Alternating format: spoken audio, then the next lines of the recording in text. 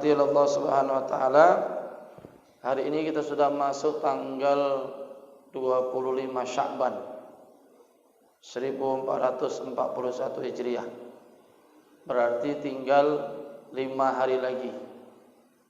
Insyaallah kalau tidak salah nanti hari Jumat tanggal 24 April jatuh 1 Ramadan 1441 Hijriah. Namun demikian, kita menunggu sidang isbat daripada Menteri Agama.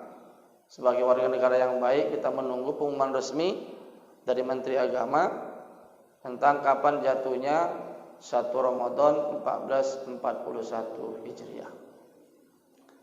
Maka di sini harapan saya kepada kita semua, mari kita sambut Ramadan tahun ini dengan penuh kegembiraan, dengan penuh sukacita. Sebagaimana sabda Nabi sallallahu alaihi wasallam, "Man fariha fi dukhuli Ramadan, harmallahu jasada 'ala niran."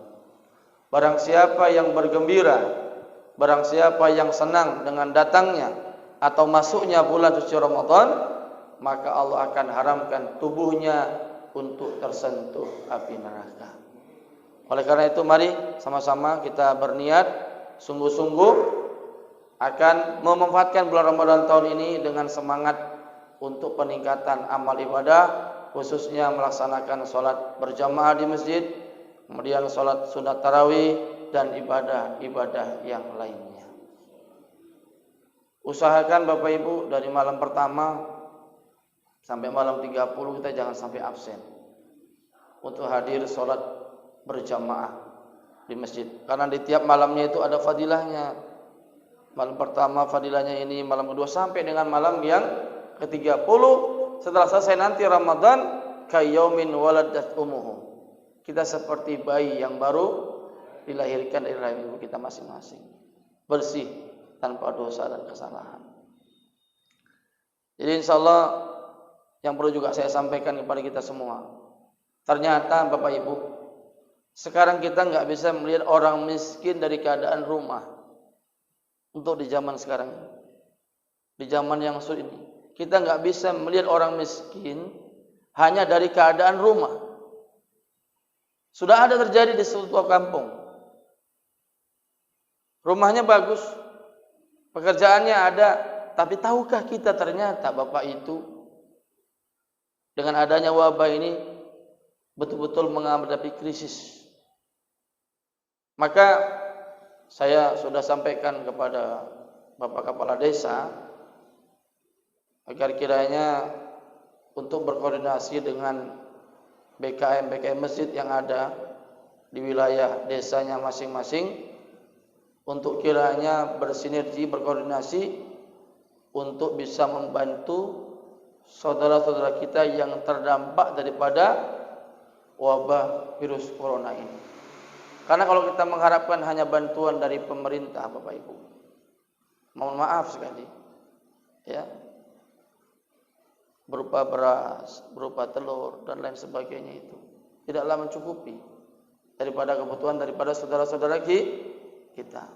Maka saya menghimbau, insya Allah nanti dalam waktu dekat akan dipanggil beberapa pengurus BKM yang ada untuk bisa nanti kiranya membantu di daerahnya masing-masing terhadap orang-orang yang terdampak daripada wabah virus corona ini. Dari segi ekonomi sampai ada Bapak Ibu hari ini yang tidak mempunyai bahan pokok makan di rumahnya. Maka ini sebagai kepedulian kita, hikmahnya Pak Ustadz Zulkarnain, hikmahnya ada musibah ini mengetuk kepedulian, kepekaan sosial kita agar kita memiliki kepekaan sosial yang tinggi kepada saudara kita. Hikmahnya apa? Kita disuruh banyak sedekah.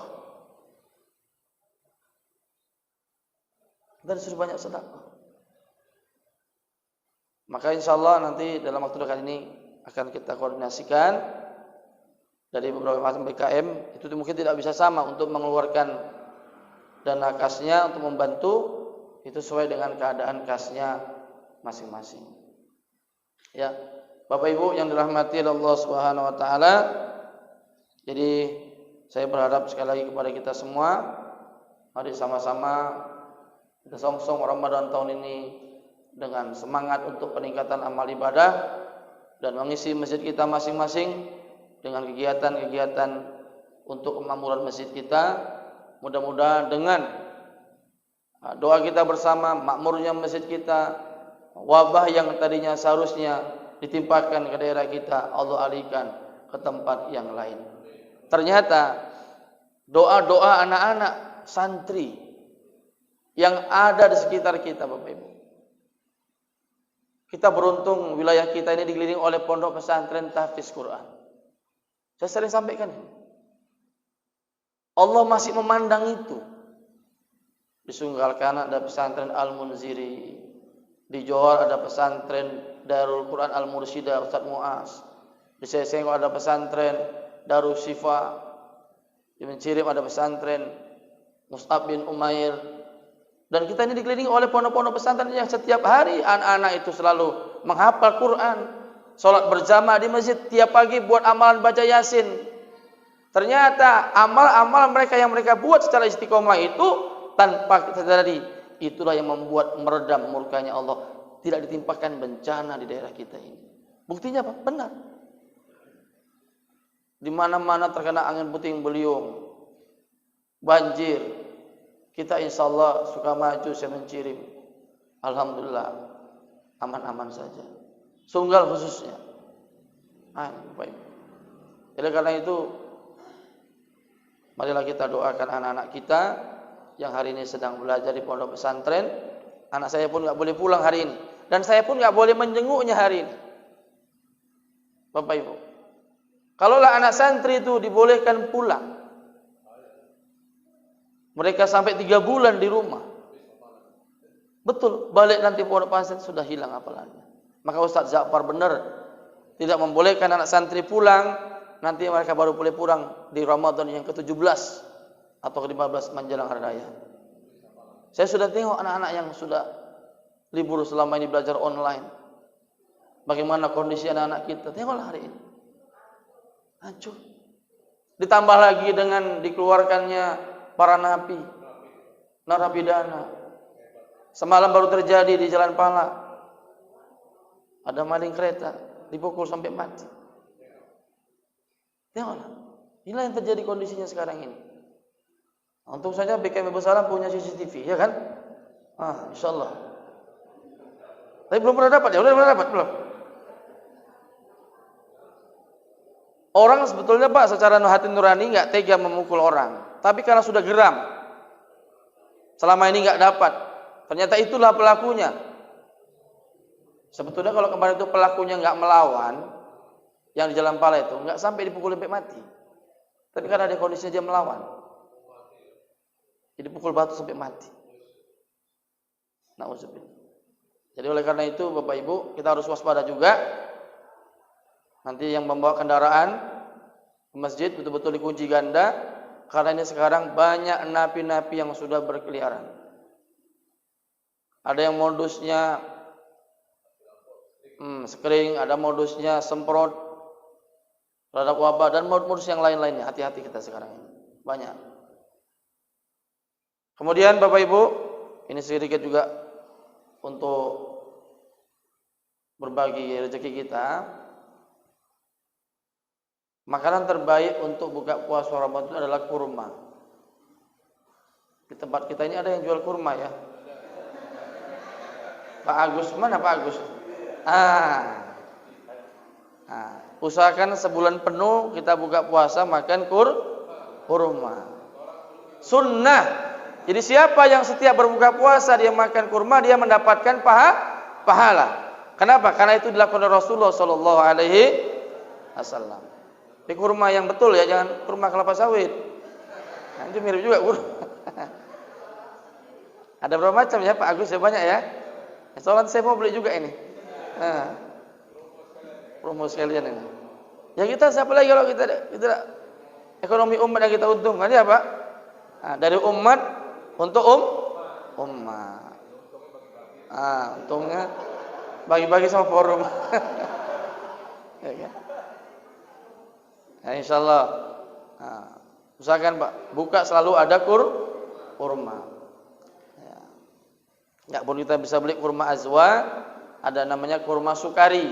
Nah, itu udah sekelas juga. Ya, karena azwa itu mahal. Jadi lakukanlah hal yang disunnahkan Nabi. Berbuka puasa jangan diperlama. Sahur yang diakhirkan. Kenapa Nabi sahur diakhirkan? Supaya nggak lama kita makan sahur, kita langsung bergegas untuk melaksanakan sholat subuh Kalau sahur jam 3, setengah 4, subuh masih lama lagi, itu yang ada harapan tidur lagi. Jadi sebaiknya sahur itu diakhirkan. Buka yang disegerakan. Ada orang mau nunda buka? Nggak ada kan? Masih tahan aku, biar nanti aja bukanya. Nggak ada. Bapak Ibu yang dirahmati oleh Allah Subhanahu wa taala. Jadi pesan saya itu saja. Insyaallah nanti dapat kita sampaikan tausiah di Majlis Salam ini. Saya dapat jadwal berapa kali, Pak? 2 kali ya. Alhamdulillah. Untuk saat subuh tetap semangat kita adakan terus ya Kak. Insyaallah mudah-mudahan dengan kekompakan kita selalu istiqomah berada di majelis taklim, nanti Allah takdirkan kita wafat dalam keadaan husnul khotimah. Amin. Amin rabbal alamin. Demikian yang dapat saya sampaikan. Saya enggak lama-lama karena setelah ini ada sarapan pagi lagi. Ada? Ada ya? Anak coy. Demikian. Assalamualaikum warahmatullahi wabarakatuh.